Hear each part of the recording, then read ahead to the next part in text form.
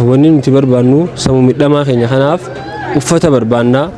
Isaan kun qabbana keessa bulanii galgala barandaarra bulanii galgala deddeemanii karaarra bulanii akkasuma isaan kun dhukkubsachuu jira. Warahmatullahi wabarakatuh. Akkam jirtan? Arraan tana viidiyoo tana dabarsinaadha.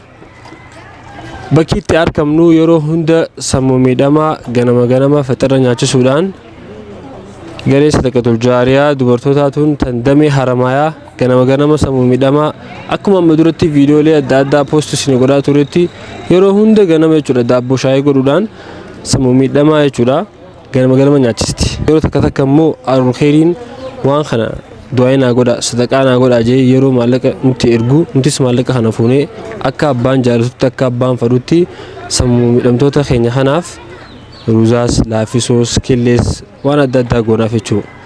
Haa ta'u warreen ammaan tana dubbachuu barbaade faxara qofa godhuun gahaa miti laaqana hiraataa jira.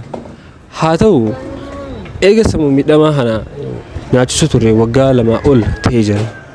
Garuu eega waan kana nuti fuunee miidiyaa irratti baasnee baatii 2 ji'a takka hin caalu. Haa ta'u ammaaf wanni nuti barbaannu sammuu midhamaa keenya kanaaf uffata barbaannaa. Isaan kun qabbana keessa bulanii galgala barandaarra bulanii galgala deddeemanii karaarra bulanii akkasuma isaan kun dhukkubsachuu jira. Qabbanaa isaan dawaa ni dhukkubsatan isaan kana fuunee manaa geessinaa. Khagizee laaqanaa beelee jee dhufee nu gaafatu jira iddoo dalagaatti. Akkasuma kan hiraata beelee jee dhufee nu gaafatu jira. Uffata barbaadan ganamuu jechuudha. Jaakeetaa barbaadan ati arraan tanaa khagiraawundi pilaastiriirra siree ajaa'ibaa tan doolaara hedduudhaan bitamtee ijaaramtu keessa bulta. Akkasuma fayyaa guutuu qabda. Uffata guyyaa firraa jijjiirta biraandiidhaan. Isaan kana mee akkuma amma agartaa jirtan kanatti daabboo shaayii nyaatan. Wallaahi waan akkaan nama rifachiisuu gaddisiisu. Ati arra fayyaa rabbi sikkannee uffata bareedaa uffattu. Isaan kana immoo kan waan uffatan dhabanii barandaarra bulan. Daabboo shaayii ganama isaan nyaataniin gammachuu guddaa akka isaan gammadanii hin agarre hin beeku. Kana wallaahi sammuu midhamaa kana lafa qabuu qabnaa. Isaan kana tajaajiluu qabnaa.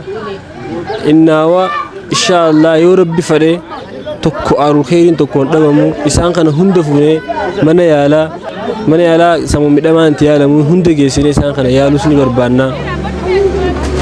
Hundi isaa yerootti dhiyaattee ilaaltee qofaltoo hojii taphattu rakkoo mataa isaanii qabanii keezii mataa isaanii qabanii kanaafuu jakkitaa takka chaalenjii jechuudha.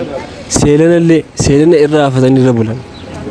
Bakkuma isaan barandaarra bulan sanitti dheenee seelana takkallee hansoolaa irra uffatan bidirimsa irra uffatanillee deemnee fi binnee bakka isaan rafan sanitti illee deemnee ni kanninaa isiniif chaalenjii seelana takkaallee haa taatu chaalenjii mahaddaa takkaallee hansoolaa takkaallee haa taatu takka haa binnu firaasha haa binnu hansoolaa haa binnu seelana takkaallee haa binnu kan isaan bakka barandaarra rafan qaamaan deemnellee viidiyoo isin garsina bakka isaan barandaarra rafan hedduu nama rifachiisaa. Seelana kana isaaniif haa binnu irra haa rafan. Ati arra siree guddaarra teessa siree guddaarra raftaa ilmaan kee wajjin fooqirra galtaa. Isaan kana immoo barandaarra galan kana qabnee haa kunuunsinu.